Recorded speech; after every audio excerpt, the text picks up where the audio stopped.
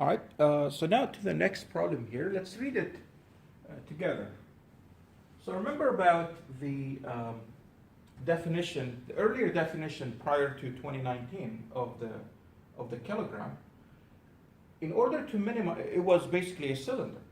And it says here, in order to minimize the effects of corrosion, the platinum iridium prototype kilogram is a right cylinder with dimensions chosen to minimize the surface area for a fixed volume. So of course it has to be a fixed volume because it's a fixed density and it's a fixed mass. So if the density is constant and the mass is constant, the volume will be mass over density. So that's a fixed number. But to minimize exposure, you have to make the surface area small because, I mean, if you make a really flat cylinder and really like big this way and not very thick, or maybe very long but very thin this way, the surface area will be too large. So, and then it's exposed to the air and everything, so it experiences corrosion. So we want to minimize that. So here is the cylinder. Cylinder looks like this. It's a right cylinder. So it has a radius r, and it has a height h. So here is the height h. This is the height h for the cylinder. And before I continue, or actually let's continue reading the problem. It says here, the standard kilogram is an alloy of 90% platinum, 10% iridium. The density of the alloy is 21.56 grams per cubic centimeters. That is about 21,560 kilograms per cubic meter. You can change from kilograms to cubic, grams per cubic centimeter to kilograms per cubic meter. You should maybe double check that if you're not very comfortable with it. So make sure you change it, and you will get 21,560 kilograms per cubic meter. So it says, based on this information, determine the radius of the prototype kilogram and the ratio of the radius to height. I think it should have been the other order. We need the ratio and then determine the radius. Anyways, so it's a cylinder. So what's the volume of a cylinder? The volume of a cylinder, it's the area here times the height. The area of a circle is pi r squared and the height is h. So it's pi r squared times h. Pi r squared times h. What's the surface area, the area that's exposed? Well, you got the two circles on the top and bottom. That's an area. So it's the area of the two circles. Let me put here the surface area. I'll put it capital A for area. You'll get pi r squared for each circle, so 2 pi r squared, right, top and bottom, and then the surface area of the circular part. So imagine it looks like this. Looks like that. So I want to know what is the surface area of this thing here. Well, you can cut it and open it up, and then it looks like a rectangle. And what's the length times width of the rectangle? Well, the width of this rectangle is h, and then the length will be the circumference, right? Because when you open it, this becomes the circumference. The circumference is 2 pi r, and the width is h, so it's 2 pi r times h. So plus 2 pi r times h. That's the surface area. Okay? The volume is fixed. This is a constant number. It's constant. So I would rewrite the surface area as follows. It's 2 pi r squared plus 2 pi rh, pi r squared h. So it's really just, this is like the volume divided by r. So it's the volume divided by r. Because what's volume divided by r? If you divide by r, you get pi rh. Pi rh 2. Why did I write it this way? Because the volume is fixed. I know this is a constant number. And I want to find the minimum of this. And if you remember, or you should remember, from calculus, that if you have a function, here's a function, find the maximum and minimum values of a function, it's at the maximum, the slope of the line tangent is 0. Slope of the line tangent is 0. Slope of the line tangent at the maximum and minimum, slope of the line tangent is 0. So what you do is you take the first derivative and set it equal to 0, because the first derivative will give you the slope of the line tangent. Set it equal to 0, and then you will find at what point it's minimum. And then whether, to just make sure that it's the minimum, you have to take the second derivative and make sure it's concave up if it's a minimum. And so the second derivative would be positive. We won't do the second derivative because we know it's going to be the minimum. So I will take the derivative here. Derivative with respect to what? Well, the volume is constant, so I'm going to take the derivative with respect to the radius. So let me copy this piece on the next board. So the area is 2 pi r squared. The area is 2 pi r squared. That's the surface area. 2 pi r squared plus twice the volume divided by r. Okay? And so I'm going to take the derivative here. So the area is a function of the radius, so I'm going to take the derivative of the area with respect to the radius and see what happens. Derivative of r squared is 2r, but there is a 2 pi in front of it, so it becomes 4 pi r. 4 pi times r. Remember, the derivative of something to the nth power would become, so for example, dr of r to the nth power would be n r to the n minus 1. Okay? So that's what happened here. Plus, derivative of this, r here is on the bottom. Well, what is 1 over r? It's r to the minus 1, right? So if I want this, ddr of r to the negative 1 power, because 1 over r means r to the minus 1, let's use this same formula. The n here is negative 1, so n comes down, so you get negative 1 times r to what power? N minus 1. Well, n is negative 1, so it's negative 1, negative 1, so it's minus 2. So it would be minus 1 over r squared. So the derivative of 1 over r is negative 1 over r squared. So this becomes, so this will, when you take the derivative, you have a minus 2 volume over r squared. And since we're looking for the minimum, that means when the derivative is equal to 0, when the slope of the line tangent is equal to 0. And so we get the following. I get 4 pi r is equal to 2v divided by r squared. Multiply both sides by r, so you get 4 pi r cubed is equal to 2v, and then divide by 4 pi on both sides. So you get r cubed would be v over 2 pi. V over 2 pi. But what is v? But what's v? V is pi r squared h. So I'm going to substitute pi r squared h. So I get r cubed is equal to pi r squared h for 1, pi r squared h divided by 2 pi. So this cancels. R squared gets divided on both sides, so I have r on the left side. So I get this.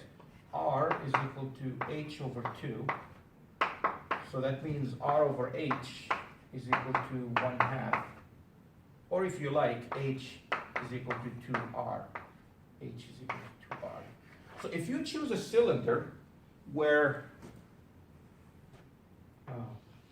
the radius is r, and the height h is twice r,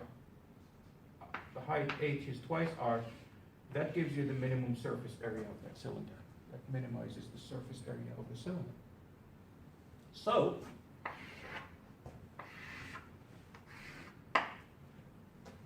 what's the volume of this cylinder? Well, the volume, therefore, the volume is pi r squared h, but h is twice r. H is twice r for this chosen cylinder that minimizes the surface area, so the volume will be pi r squared times twice r. If h is 2r, so times 2r, that becomes r cubed here and 2, since h is 2r. So that's the volume. And I know that the density is mass over volume. And so the volume would be the mass over the density. Mass over density. And volume is 2 pi r cubed. So let me move this to here. The volume is 2 pi r cubed. 2 pi r cubed is equal to the mass over the density. So r would be the mass over 2 pi density, and I have to take the cubic root to solve for r. To 1 over cubic root means to 1/3 power. Because here's what they want. They want the ratio of radius to height. We found it. The ratio of radius to height is 1/2. And then determine the radius of this prototype. What's the radius of this cylinder? Well, let's see. R to the 1/3. I have 2 pi. I'm given the density of this cylinder. What's the density? It's 21.56 grams per cubic centimeter. So I'm working in grams and cubic centimeters. Let me write it this way. What did we say? 21.56, 21.56. If you like, I can put grams over cubic centimeter. So what's the mass? Well, it's the 1 kilogram. It's a cylinder that weighs 1 kilogram. And since we have grams here, I'm going to, instead of kilograms, I'm going to work in grams. 1,000 grams. 1,000 grams.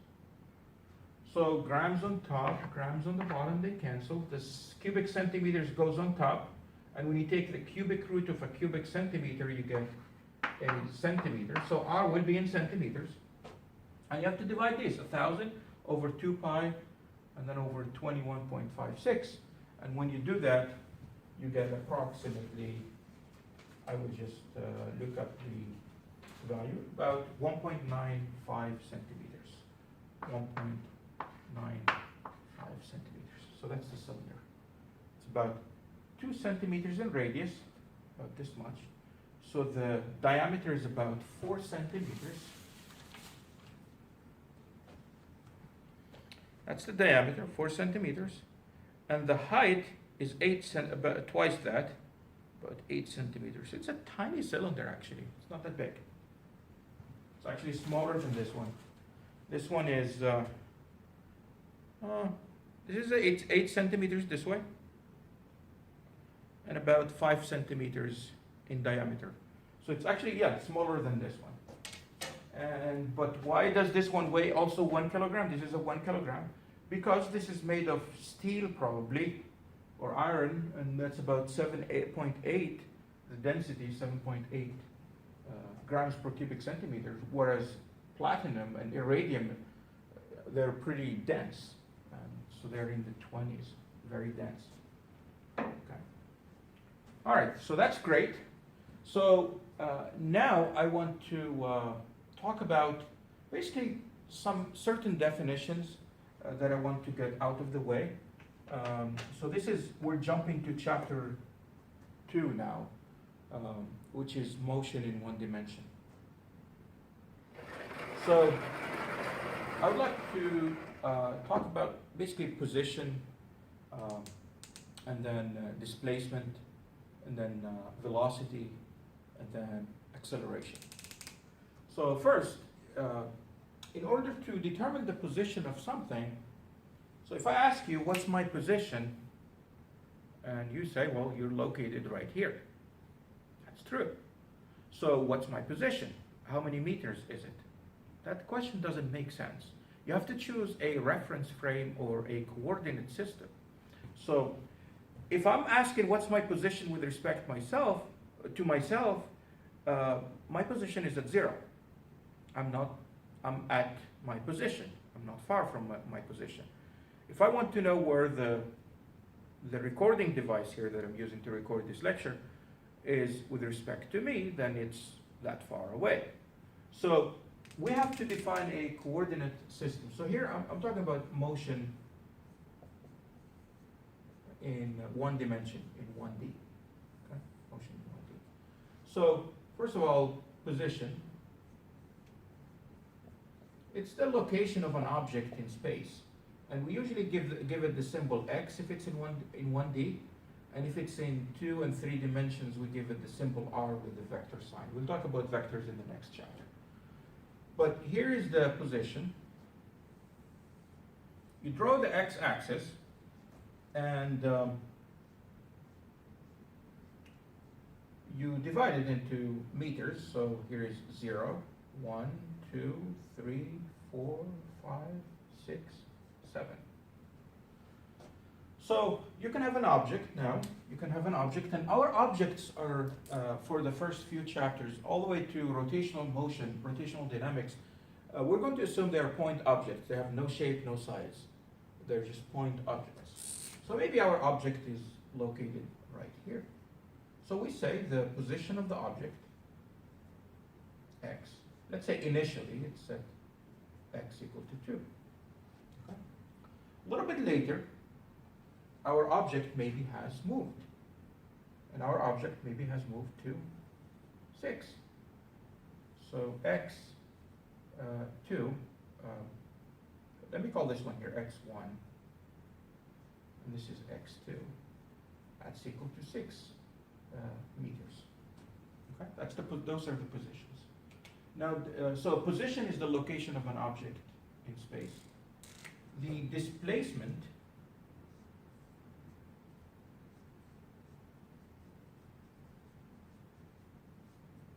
displacement. Displacement is the change in position. Is the change in position. We call it delta x change. So it's x2 minus x1. Okay. In our case, it will be 6 minus 2, and that is 4 meters. That's the displacement of our object. So displacement is final position minus initial position. How about distance? What's distance? Well, the distance is the total length traveled by the object. Distance is the total length traveled by the object. So for example, let's say our object went from 2 to 6. Then the distance traveled is just 6. On the other hand, if our object went from 2 to 6 and came back to, made a U-turn here and came back to here, came back to 3, then the total distance traveled would be, it went from 2 to 6, that's 4, and then back at 3 here, so that's 4 units plus another 3 units. The distance traveled would be 7. Whereas the displacement, right, let's call this one here, x3. x3 is equal to 3. So what's the displacement now? If it comes back all the way to x3, then the displacement will be x3 minus the initial one, x1, and that is 3 minus 2, and that's 1 meter for the displacement. Distance, on the other hand, is the total length that it has traveled. So it went from here to here, that's 4 units, and then plus another 3 units, that would be 7. That would be 7. Okay? So I hope you see the difference between displacement and distance. So in other words, if I close my eyes, if I open my eyes at first, I know the object is at x equal to 2. If I close my eyes, the object wanders around, comes back, I open my eyes, the object is at here, right? The object is at here. To me, it has only displaced by 1 meter. As far as I'm concerned, it was at x equal to 2. When I open my eyes, it's at x equal to 3, so it has displaced, moved by 1 meter.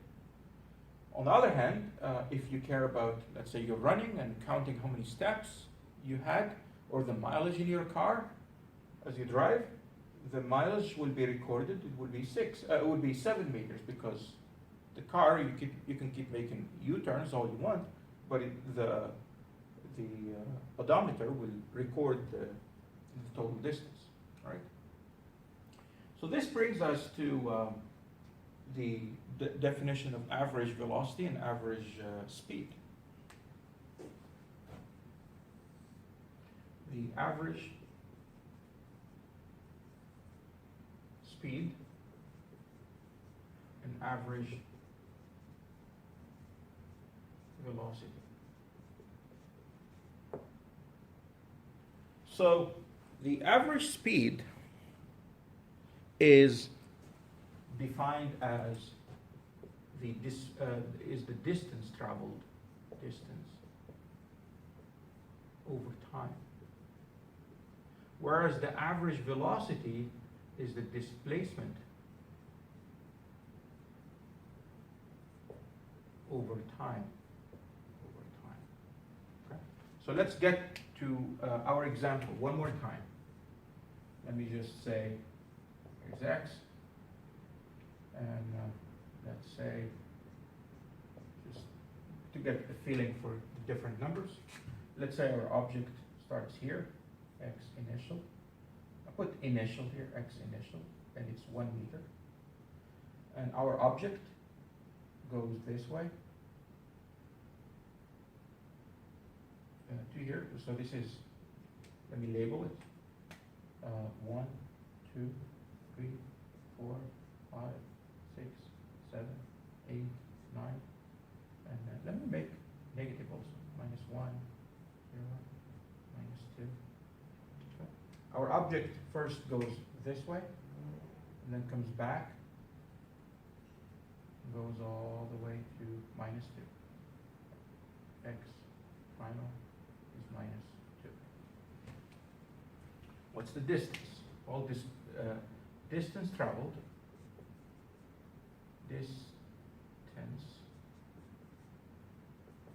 displacement. What are they? Well, the distance traveled, we have to count. What's the total that this person moved? Well, they moved from 1 to 9, so that's 8 units. And then they moved all the way here. So how many units is that? So that's 8 plus what? Plus 1, 2, 3, 4, 5, 6, 7, 8, 9, 10, 11. 11 units. So 8 this way plus 11 that way, that's 19 units. So 19, if it's in meters, it would be meters, 19 meters. How about the displacement? Displacement is the final minus the initial. X final minus x initial. And x final is -2. X initial is +1. So -2 minus 1 is minus 3 meters displacement.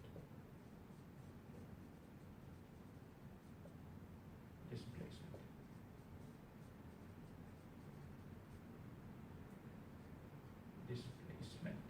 So the displacement is -3, whereas the distance is 19. Notice distance is always a magnitude, it's always positive. Displacement could be positive, negative, or 0. It has direction associated with it. -3 means it's basically 3 units to, in this case, to the left of where it started. Okay. So now what's the speed and what's the velocity? Let's say it did this, going that way, in, let's say, in 5 seconds. Let's say the time it took it to do that is 5 seconds. Then the speed will be distance over time. The distance is 19 meters. And the time, we said the time took 5 seconds, just for SEC, 5 seconds. So 19 over 5 will be what? 38 over 10. So 3.8. 3.8 meters per second. That's the speed. How about the displacement? Displacement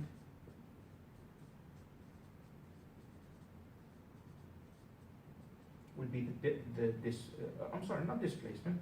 What am I talking? The velocity.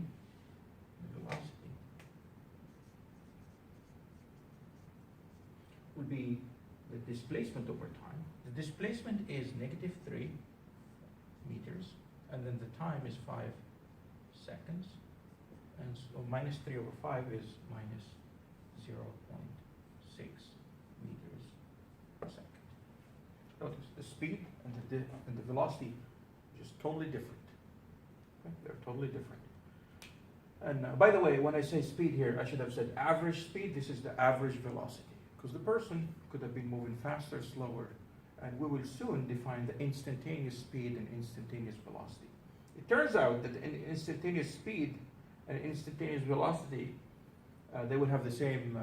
The speed is the magnitude of the instantaneous speed is the magnitude of the instantaneous velocity. But on the average speed, average velocity, the numbers usually are very different. Okay, and so that's what we're going to do next. And so we have started chapter 2 now.